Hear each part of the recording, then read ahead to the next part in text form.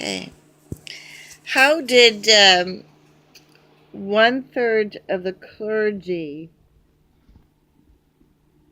ever decide that it was justified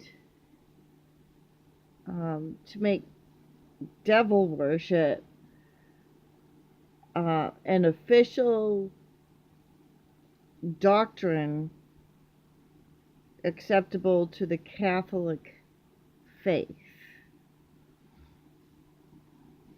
Um, these days,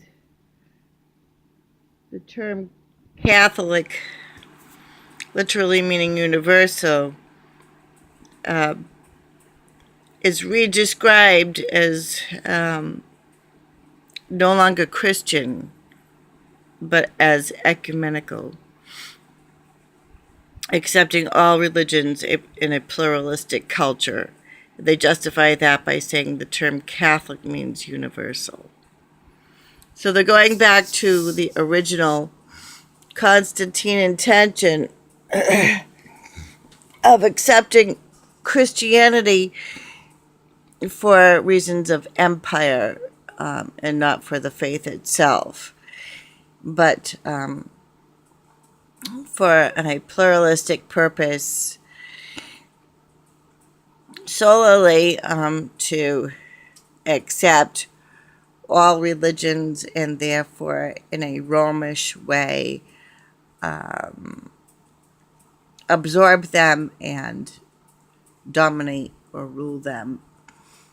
However, before they decided to revert back to the original Constantinian intention for accepting Christianity, which became the predominant faith back in his day, the Roman Catholic Church was predominantly Christian. And as a result of the Constantinian conversion. So now they're reverting back to the pre-converted state of Constantine and redefining what it means to be Catholic. And they're reverting back to the intentions, the original intentions of the Roman Empire. And so it's become Roman Empire. They're getting away from thinking that Jesus is the only way to salvation, and they're becoming more humanistic. Supposedly, they're becoming more humanistic in their model, which is intention isn't bad unless it lends itself to the creeping compromise and eventually devil worship. But that's not what is. That's not the necessarily the end result of the humanistic model. The end result is not necessarily devil worship. What happened with devil worship is because this is one theory that when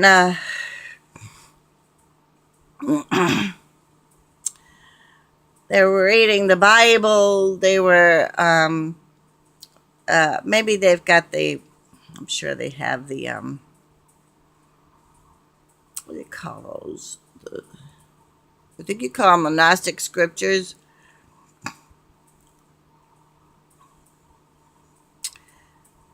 The books, you know how there were some books that were, they used to be part of the mainstream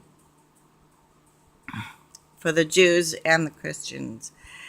And then Constantine took them out so that the public didn't have access to them anymore. No longer part of the canon of the scriptures. Well, there were stories in there about King Solomon and how he was commanding the demons to build the temple of Jerusalem. So That's how he got the temple built.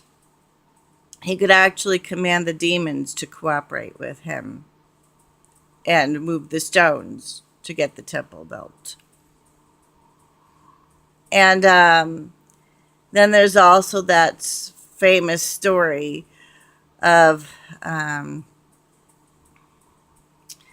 how he there were women that were arguing over a child, and whose child, he belonged, which woman this child belonged to. And so King Solomon, it was considered all wise just for recommending that the child be cut in half, and then one half of the child would belong to one woman and the other half belonged to the other woman. And it was the woman who objected. So one woman went along with that, said, okay, that's fine. The woman that objected was the woman who got the child, because she had the maternal instincts to protect the child. So obviously the child belonged to the woman who objected, and so King Solomon gave custody of the child to the woman who objected to this child sacrifice.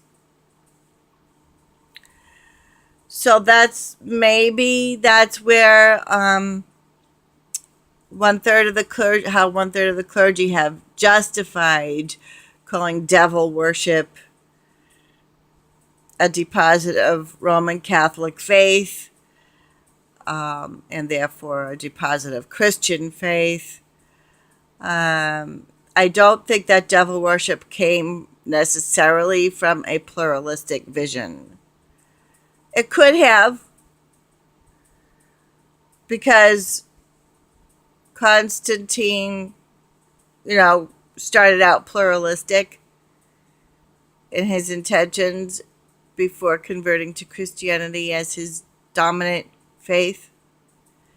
It could be as a result of pluralism, but it might be from a misunderstanding of the ancient scrolls that were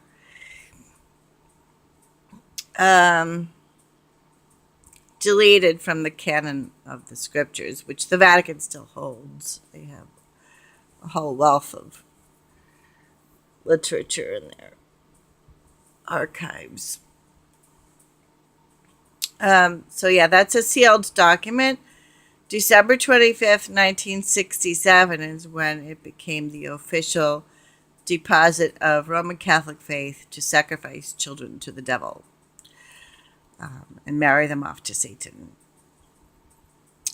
That is according to the itccs.org.